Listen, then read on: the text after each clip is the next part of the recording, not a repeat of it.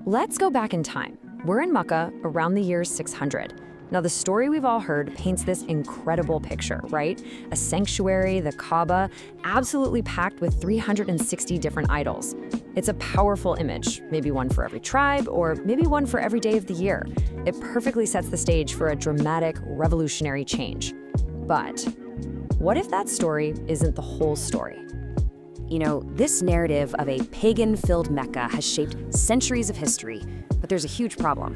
When historians and archaeologists actually went looking for the evidence, for the physical proof of this massive pantheon, they found, well, basically nothing.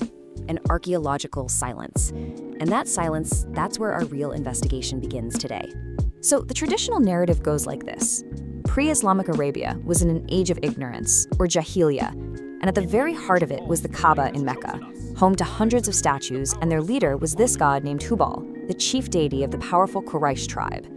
Now, these weren't seen as ultimate creators, but as middlemen, crucial intercessors who could get your prayers to a higher, more distant god. Okay, now look at this timeline, because this is absolutely critical. The actual events we're talking about happened around 610 to 632, but the first detailed histories we have, they weren't written down until 15 to 200 years later. That is a massive gap. Think about it, that's plenty of time for stories to evolve, for memories to shift, and for a narrative to be shaped by people looking back with a very different worldview. Our whole mystery really takes root right here, in this gap. So let's start with the hard evidence, or the lack of it. You'd think a story about smashing 360 idols would leave some kind of mark, right? Some archaeological footprint. And yet, this is what scholars keep coming back to. The archaeological record for Mecca in this period is just incredibly thin. We find all sorts of religious artifacts, temples, and inscriptions all over the rest of Arabia from this time. But in Mecca itself, the ground is quiet. There are no broken pieces of 360 smashed statues. It's strange. This forces us to ask a pretty fundamental question. If the Kaaba wasn't filled with hundreds of statues, then what was really there? What did worship in this part of the world actually look like? And the answer most likely lies with these, Bethels. This is a very ancient Semitic tradition of stone worship, or litholatry. The idea wasn't to sculpt a figure that looked like a god. Instead, you had these sacred stones, sometimes just natural, unshaped rocks, that acted as a house for a god, a focal point where the divine could touch the earth. So we need to shift our whole mental picture away from a gallery of statues and towards a more ancient, abstract desert sanctuary. Okay, so the physical evidence is myths in action. But what about the texts? Let's zoom in on the most famous idol of them all, the supposed king of this whole pantheon, Hubal. According to those later Islamic traditions, Hubal was the main event. He was the protector of the Quraysh, the god they prayed to for victory in battle. He was supposed to be the central figure, the Zeus of Mecca that Islam had to defeat. His downfall was meant to be the ultimate symbol of victory for monotheism. And here is the paradox, the big twist. The number of times this so-called chief god is mentioned by name in the Quran? Exactly 0. Not once. The Quran has no problem calling out other deities by name, like Al-Lat, Al-Uzza, and Manat, but it's completely silent on the supposed main villain. Why on earth would it ignore the king? Well, this glaring silence has led to a couple of competing theories. The traditional view says, well, maybe Hubal was so central to the opposition that he wasn't even dignified with a mention. But the academic view throws a curveball. It suggests that maybe, just maybe, Hubal wasn't all that important back in the 7th century. His role could have been massively exaggerated by later writers to create a much more dramatic, good versus evil blockbuster story. Okay, so the archaeology is thin. The main bad guy is missing from the key text. This really forces us to rethink the entire religious landscape. Were the people of Mecca really pagans in the way we usually imagine that word?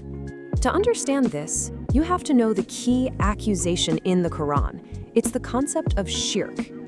And this is so important. It doesn't mean atheism or disbelief in God. It literally means association or partnership.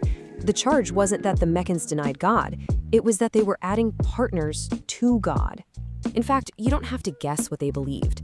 The Quran actually quotes the Meccans' own defense of their practices. They say, "We only worship them so they may bring us closer to God." This is a bombshell. It tells us they already believed in a single high God. Their religion wasn't about denying God. It was about how you were supposed to reach him. A much more accurate term for this belief system is henotheism. This is the belief in one supreme God, Allah, while at the same time acknowledging these lesser divine beings who act as go-betweens. The thinking was that the high God was just too vast, too remote, to be approached directly by ordinary people. You can almost see it as a hierarchy. At the very top, you have Allah, the creator of everything, but below, you have the intercessors. These are the figures that the Quran does name. Goddesses like Allat, Al-Uzza, and Manat.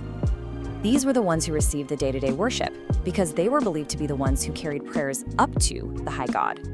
So when you put it all together, the lack of physical evidence for hundreds of idols, and this henotheistic worldview, a totally new picture of what was happening starts to come into focus.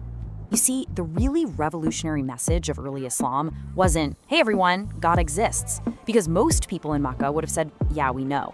The truly radical, world-changing idea was that you could have direct access to that God. It was a declaration that all the middlemen, all the intercessors, and sacred stones were completely unnecessary. The door to the divine was now open to everyone, directly. So let's reframe this. The popular myth is this dramatic idol-smashing story, a simple war against pagans. But what the scholarly view suggests is something more like a theological reformation. It wasn't about introducing a brand new God, but about purifying the worship of the God who was already there, clearing out all the clutter. And that leaves us with one final, huge question. If Islam was this powerful purification movement exploding out of Arabia, well, it didn't happen in a vacuum. What was going on in the rest of the world at that time? What was happening with the great superpowers, Byzantium and Persia, that created the perfect conditions for this message to just catch fire and reshape the globe? Well, that is a story for our next explainer. We're going to pull the camera back from Mecca and look at the empires, the ancient prophecies, and the intense apocalyptic atmosphere that defined the world into which Islam was born. It's a fascinating story, so make sure you subscribe so you don't miss it.